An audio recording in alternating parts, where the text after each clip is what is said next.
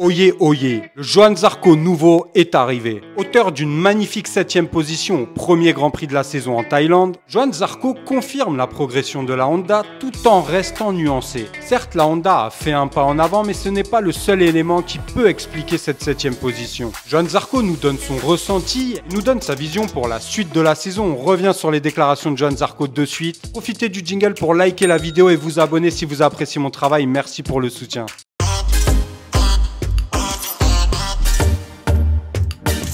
Depuis les tests d'avant-saison, Johann Zarco et Honda globalement montrent des signes positifs, des signes encourageants. D'ailleurs, Johann Zarco n'est pas le seul à s'améliorer. On a vu un Luca Marini plus à l'aise, un Joan Mir également depuis les tests d'avant-saison faire des performances auxquelles il ne nous avait pas habitués chez Honda. Évidemment, Honda travaille dur, travaille fort, mais avec parcimonie, par petites touches, et semble avoir quand même trouvé la bonne trajectoire. Maintenant, tout le monde est d'accord pour dire que Honda n'est toujours pas au niveau et qu'il va leur falloir encore beaucoup de patience et de travail pour ne serait-ce que pouvoir rivaliser avec Aprilia. Johann Zarco est plus à l'aise, maîtrise mieux que la saison dernière sa machine, confirme la progression mais tient quand même à nuancer cette performance. On revient sur les déclarations de Johann Zarco de suite. Je suis vraiment content de la 7ème place. Ça fait toujours un soulagement dans la tête parce qu'un week-end c'est vraiment stressant. Sur la moto, je ne suis jamais trop à l'aise. On sent qu'il y a des choses à utiliser, un potentiel à exploiter mais qui n'est pas facile à trouver. Terminer à 15 secondes du premier est un signe encourageant. On était pas mal. Je trouve que ça manque quand même de vitesse et ça j'espère le trouver un jour. Je pense que je gère mieux la moto, j'essaie de toujours faire développer ce pilotage. Je sens mieux le pneu avant, j'essaie de mettre plus d'angle. Du coup,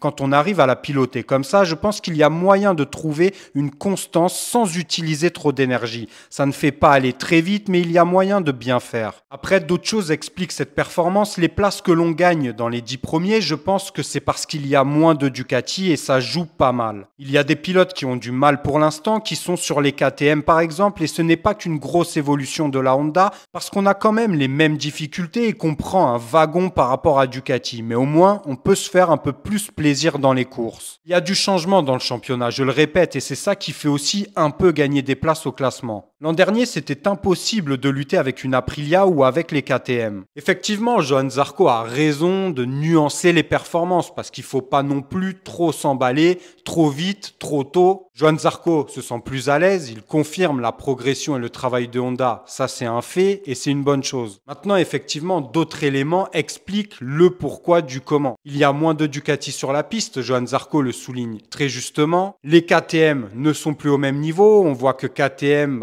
le travail est plutôt laborieux, on connaît leur situation économique, ils n'ont pas pu faire ce qu'ils voulaient dans le développement de cette nouvelle machine. D'ailleurs, leur futur dans la catégorie est encore très incertaine. Donc déjà, moins de Ducati sur la piste et des KTM moins en forme, forcément, ça laisse des places de libre. C'est bien d'avoir ces places-là de libre, c'est bien de pouvoir les exploiter et c'est aussi très positif de sentir un Johann Zarco de plus en plus à l'aise sur cette machine, prendre du plaisir et viser un top 10 à chaque Grand Prix. Maintenant, évidemment, c'est pas une fin en soi, il va falloir continuer à déployer beaucoup d'énergie, beaucoup de moyens, beaucoup de travail. Mais ça, Honda y est préparé, on connaît l'expérience du constructeur japonais qui est tout simplement le constructeur le plus titré dans l'histoire du MotoGP.